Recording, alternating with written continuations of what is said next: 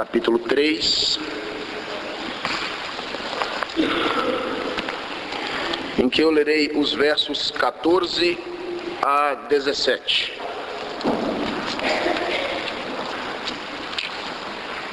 Segunda Epístola de Paulo a Timóteo, capítulo 3, versos 14 a 17. Diz assim o texto sagrado: Tu, porém, permanece naquilo que aprendeste e de que foste inteirado, sabendo de quem o aprendeste, e que desde a infância sabes as sagradas letras que podem tornar-te sábio para a salvação pela fé em Cristo Jesus. Toda a Escritura é inspirada por Deus e útil para o ensino, para a repreensão, para a correção, para a educação na justiça, a fim de que o homem de Deus seja perfeito e perfeitamente habilitado para toda boa obra. Que Deus queira nos abençoar na exposição da sua palavra. Amém. A segunda epístola de Paulo a Timóteo foi escrita no fim da vida do apóstolo Paulo. Ele estava no fim de sua vida quando escreveu esta epístola. Nós não sabemos onde Paulo estava quando fez este registro, mas é muito provável que Paulo estivesse em Roma, preso, quando escreveu esta epístola a Timóteo. Mas uma coisa é certa: ele estava consciente de que o seu fim estava próximo, que a sua vida estava chegando ao fim. Veja o que Paulo diz no capítulo 4, no versículo 6 deste capítulo: Quanto a mim, estou sendo já oferecido por libação, e o tempo da minha partida é chegado. Ou seja, Paulo estava consciente de que não estaria mais presente por muito tempo nesta vida, e então escreve esta carta a Timóteo. Este fato, o fato de Paulo estar prestes a se despedir, dá a esta carta um tom exortativo. Ou seja, Paulo aproveita esta oportunidade, já que não estaria mais com Timóteo, para dar algumas instruções, algumas exortações quanto ao proceder de Timóteo, o novo ministro, durante a sua vida. E uma das advertências que o apóstolo Paulo faz a Timóteo nesta epístola é uma advertência quanto ao florescimento do mal e do pecado e a proliferação dos falsos mestres que haveria de acontecer nos últimos dias. Veja o que Paulo diz no capítulo 3, a partir do verso 1. Nos 5 primeiros versos deste capítulo, Paulo mostra que nos últimos dias haveria de acontecer uma perversão moral. Paulo mostra o estilo de vida pecaminoso que haveria de marcar os últimos dias. Veja o que ele diz: Sabe, porém, isto, capítulo 3, nos últimos dias sobrevirão tempos difíceis, pois os homens serão egoístas, avarentos, jactanciosos, arrogantes, blasfemadores, desobedientes aos pais, ingratos, irreverentes, desafeiçoados, implacáveis, caluniadores, sem domínio de si, cruéis, inimigos do bem, traidores, atrevidos, enfatuados, mais amigos dos prazeres que amigos de Deus, tendo forma de piedade, negando-lhe, entretanto, o poder. Então, Paulo adverte a Timóteo quanto ao estilo de vida pecaminoso que haveria de reinar nos últimos dias, mostrando que haveria homens com uma pompa de piedade, mas que não eram de fato homens piedosos. Homens que pareciam ser amigos de Deus, mas que eram mais amigos dos prazeres do que amigos de Deus. Em segundo lugar, continuando o texto do capítulo 3, Paulo adverte a Timóteo quanto à a perversidade no ensino, no pensamento, nas ideias que haveria de acontecer nos últimos dias. Quanto ao surgimento dos falsos profetas e a desconsideração com a verdade, que também é marca dos últimos dias. Veja o que Paulo diz a partir do verso 6 deste capítulo. Pois entre estes, ou seja, entre estes homens perversos, se encontram os que penetram sorrateiramente nas casas e conseguem cativar mulherinhas sobrecarregadas de pecados, conduzidas de várias paixões, que aprendem sempre e jamais podem chegar ao conhecimento da verdade. E do modo porque Janes e Jambres resistiram a Moisés, também estes resistem à verdade. São homens de todo corrompidos na mente, réprobos quanto à fé. Eles todavia não irão avante, porque a sua insensatez será a todos evidente, como também aconteceu com a daqueles. Ou seja, Paulo mostra que além de uma perversidade moral, que é marca dos últimos dias, haveria uma perversidade quanto ao ensino, haveria uma desconsideração para com a verdade.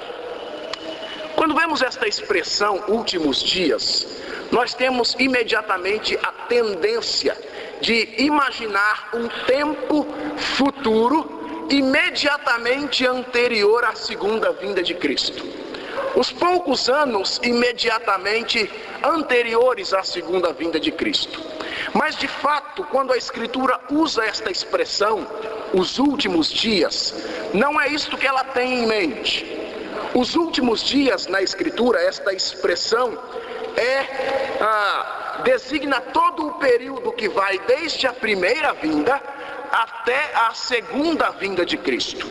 Os últimos dias na Escritura é este período que foi inaugurado com a primeira vinda de Cristo e vai ser consumado com a sua segunda vinda.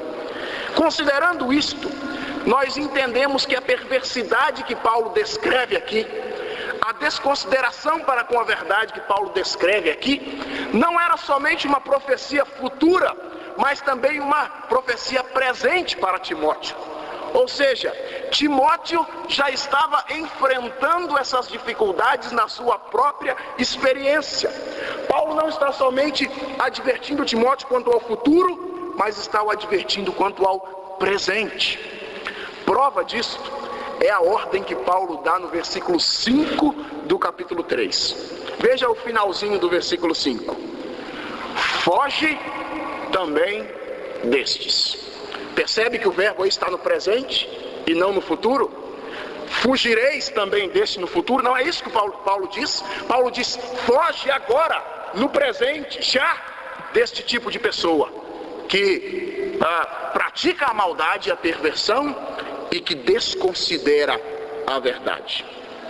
A partir de então, nos versos 10 até o verso 13, Paulo vai apontar para o procedimento passado e presente de Timóteo, mostrando que Timóteo já estava vivendo de uma maneira adequada e correta diante desta situação.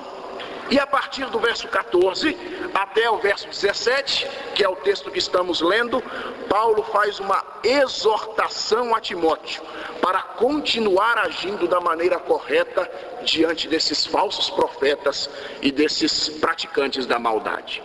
Então, nesse texto que lemos, Paulo está ensinando a Timóteo o que fazer num tempo de perversidade moral. Paulo está ensinando a Timóteo o que fazer num tempo de desconsideração para com a verdade.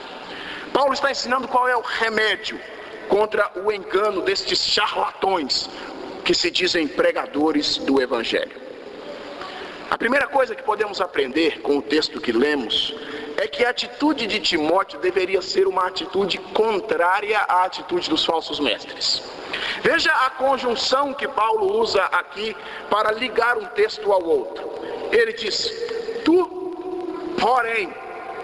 Porém é uma conjunção adversativa, ou seja, que aponta para ideias contrárias. O que Paulo está dizendo é, ao contrário destes, ou seja, você não se deve moldar as mesmas atitudes que estas pessoas têm. Timóteo deveria seguir um curso que é exatamente o oposto daquele que era seguido pelos falsos mestres e falsos profetas. Ele não deveria se amoldar às novidades propostas por ele ou por eles. Antes, ele deveria adotar uma posição conservadora. Olha o que Paulo diz no verso 14: tu, porém, permanece naquilo que aprendeste e de que foste inteirado.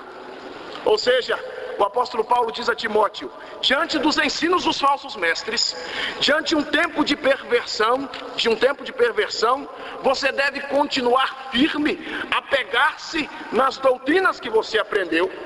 Timóteo possuía um conhecimento anterior e deveria apegar-se a ele, em vez de apegar-se às novidades pregadas pelos falsos mestres. Ele havia recebido uma doutrina verdadeira, na qual deveria se firmar, ao contrário dos homens perversos. Note também que Timóteo não somente havia aprendido as doutrinas, mas ele havia crido nelas. Paulo diz: permanece naquilo que aprendeste e de que foste inteirado. A tradução melhor para esta palavra inteirado seria convencido. Paulo está dizendo: permanece nas coisas que você aprendeu, ou seja, que recebeu intelectualmente, mas não somente isso, que te convenceram. Assim, Timóteo não havia apenas aprendido intelectualmente a verdade, mas ele havia sido convencido de forma misteriosa por ela. Aprender não basta. O que importa é que o que se aprendeu seja aplicado pelo Espírito para que sejamos convencidos da verdade. E isso tinha acontecido com Timóteo. Ele não somente conhecia a verdade, mas possuía uma fé prática na mesma. E por isso o apóstolo Paulo incita a Timóteo a ficar firme nas coisas que ele havia aprendido. A partir de então, Paulo dá duas razões para que Timóteo apegasse àquilo que ele havia aprendido. Duas razões para que Timóteo se firmasse nas doutrinas que ele havia recebido. A primeira dessas razões é a fidelidade dos seus mestres, ou o caráter fidedigno dos seus instrutores. Veja o que Paulo diz no verso 14 e início do verso 15. Tu, porém, permanece naquilo que aprendeste, e de que foste inteirado, sabendo de quem o aprendeste, e que desde a infância sabes as sagradas letras. Paulo então afirma que Timóteo deveria apegar-se às doutrinas que ele conhecia, por causa da fidelidade dos seus instrutores. E quem eram os instrutores de Timóteo? Quem foram os mestres que haviam ensinado esta doutrina a Timóteo? Creio que pelo menos 3 pessoas Paulo tem em mente quando cita esta questão aqui diante de Timóteo. Perceba que, primeiramente, o apóstolo Paulo fala de uma educação recebida por Timóteo desde a infância. Paulo diz no verso 15: e que desde a infância sabes as sagradas letras. É muito provável então que o apóstolo Paulo tenha em mente a educação que Timóteo recebera das 2 mulheres que o criaram, a sua avó e a sua mãe, Loide e Eunice. O apóstolo afirma no início desta epístola que dava graças a Deus, lembrado das lágrimas de Timóteo, porque estava ansioso para vê-lo, para que o seu coração transbordasse de alegria. E ele diz: para que eu veja a fé que primeiramente habitou em tua avó Loide e a tua mãe Eunice, e estou certo de que também há em ti. Então, as primeiras pessoas que Paulo possivelmente tem em mente quando fala dos instrutores de Timóteo aqui, são a sua avó Loide e a sua mãe Eunice. Era costume do povo judaico educar as crianças na palavra do Senhor desde muito cedo. Aliás, era mais que costume, era ordem do Senhor. Quando o povo foi liberto do cativeiro do Egito e estava prestes a entrar na terra prometida, o Senhor deu a seguinte ordem ao povo: ouve, Israel, o Senhor nosso Deus é o único Senhor. Amarás, pois, o Senhor teu Deus de todo o coração, de toda a alma e de toda a tua força. Estas palavras que hoje te ordeno estarão no teu coração. Tu as inculcarás a teus filhos, e delas falarás assentado em tua casa, e andando pelo caminho, e ao deitar-te, e ao levantar-te. Também as atarás como sinal na tua mão, e te serão por frontal entre os olhos. Ou seja, era a ordem do Senhor para que o povo educasse os seus filhos nas Sagradas Escrituras. A sabedoria judaica também falava acerca da importância da educação das crianças. A sabedoria judaica diz: ensina a criança no caminho em que deve andar, e ainda quando for velho, não se desviará dele. Certamente a avó Lloyd e a mãe Eunice haviam educado o pequeno Timóteo à maneira exigida pela palavra do Senhor. Sendo assim, Timóteo recebeu uma sólida base da Escritura quando infante, e por isso deveria permanecer firme nessas verdades. Paulo relembra então a Timóteo que ele não recebera de pessoas quaisquer estes ensinos, mas que recebera de mulheres piedosas, sua mãe e sua avó. Mas é certo também que o próprio apóstolo Paulo se tem em mente quando fala dos instrutores de Timóteo aqui. Porque Paulo era também um dos instrutores de Timóteo. Timóteo era um discípulo do apóstolo Paulo, no sentido mais profundo da palavra. Era um seguidor do apóstolo Paulo e certamente tinha aprendido muito com ele. O próprio versículo 10 do capítulo que lemos diz isso, do capítulo 3 da segunda epístola. Tu, porém, diz Paulo, tens seguido de perto o meu ensino, procedimento, propósito, fé, longanimidade, amor, perseverança. Ou seja, Timóteo estava andando nos caminhos que Paulo o ensinara.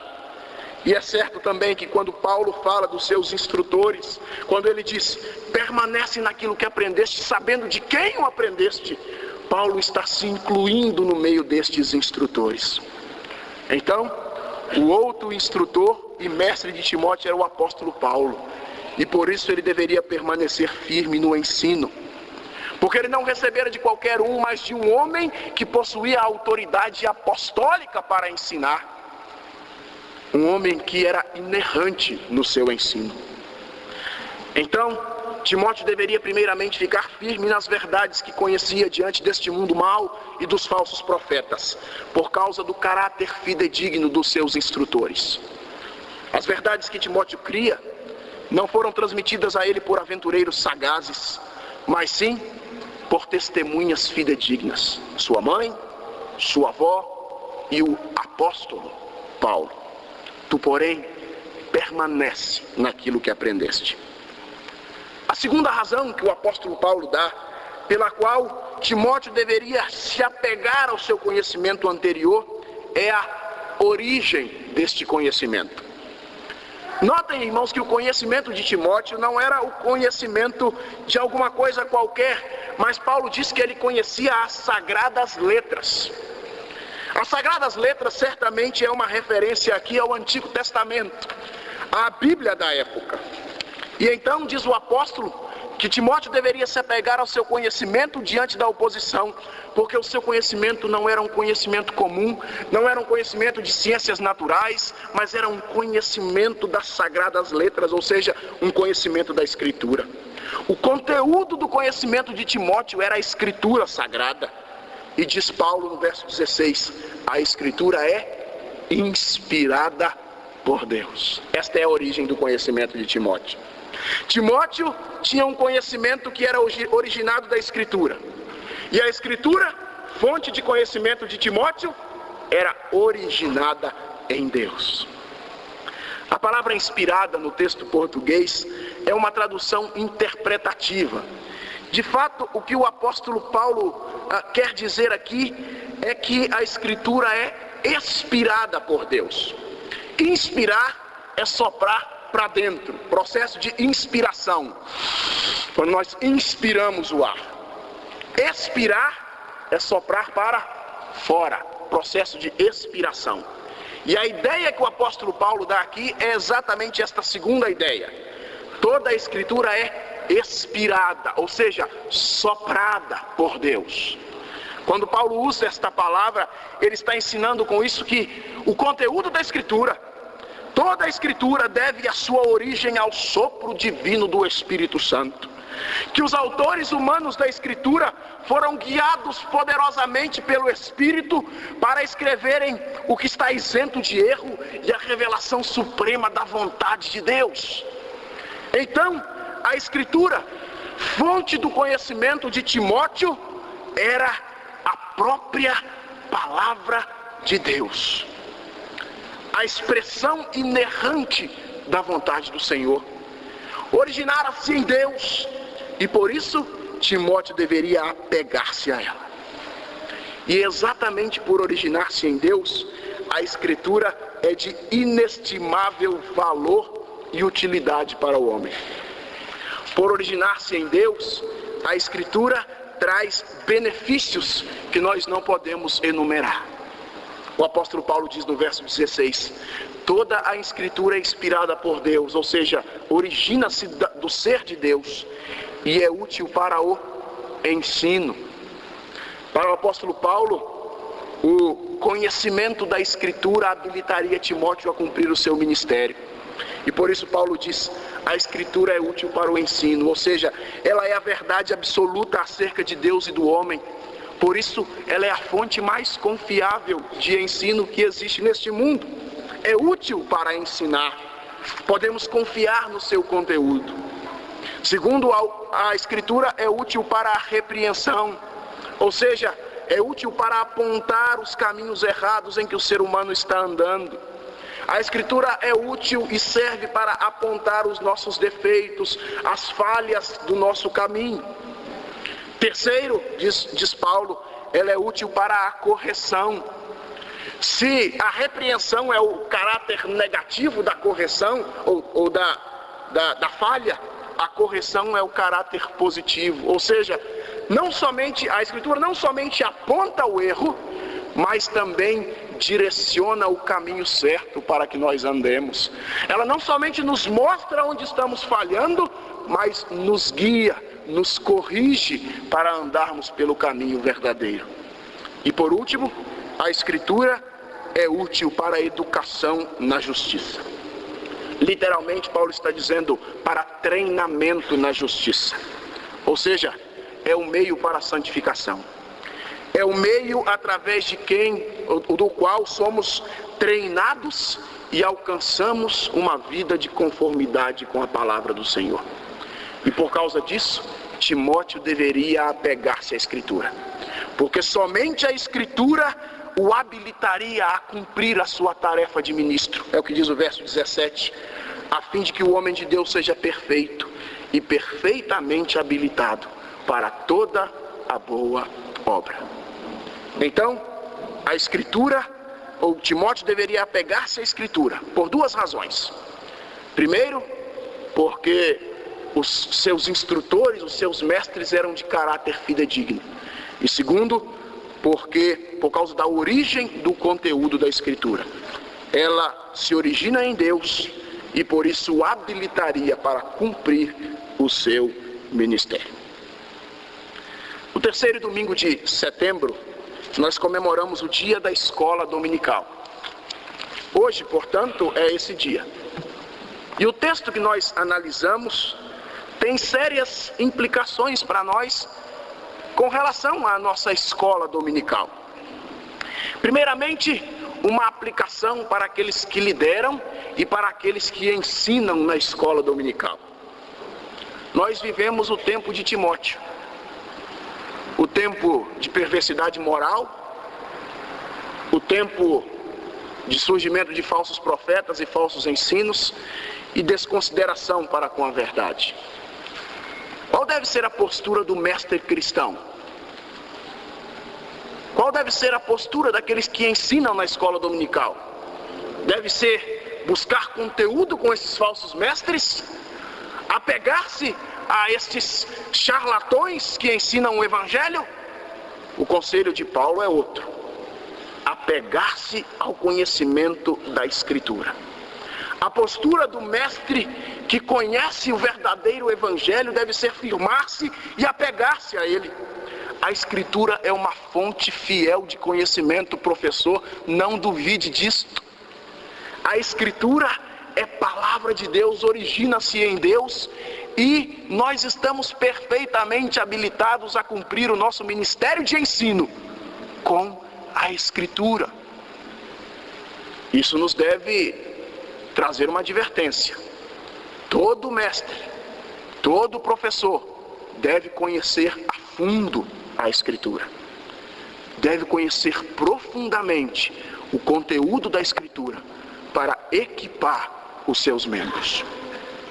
Em segundo lugar, há uma aplicação aqui para os alunos da escola dominical e para os membros que ainda não são alunos da escola dominical. Nenhuma escola, por mais famosa que seja, pode fazer o que a escola dominical simples pode fazer. Você pode estudar nas maiores faculdades, você pode ir para o exterior fazer os mestrados da vida, mas nenhuma escola irá equipá-lo para a vida, a não ser a escola dominical. E por quê? Por causa do seu conteúdo. Nenhuma escola ensina a Escritura, somente a escola dominical ensina a Escritura. E a Escritura é útil para nos ensinar, é útil para nos repreender, ou seja, nos chamar a atenção, é útil para nos corrigir, fazer andar no caminho certo, e é útil para nos santificar. Por isso, meu irmão e minha irmã, aluno da escola dominical, faça proveito desta escola, apegue-se às aulas, aos ensinos, porque ele vai te preparar para a vida. Você, meu irmão, que não é aluno da escola dominical, não sabe o que está perdendo. Está deixando de lado a única escola que pode lhe trazer sabedoria para a vida. Que você ouça essas advertências e torne-se o mais rápido possível aluno da escola dominical. Que Deus nos abençoe. Amém.